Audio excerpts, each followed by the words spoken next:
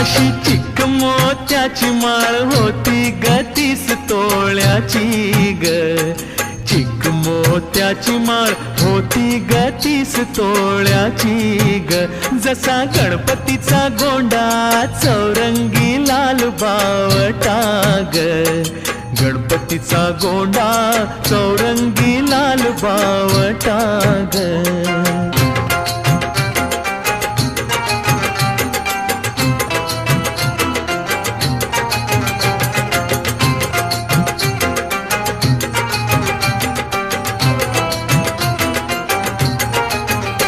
या चिकमाळेला रेशमी मौचार दोराग.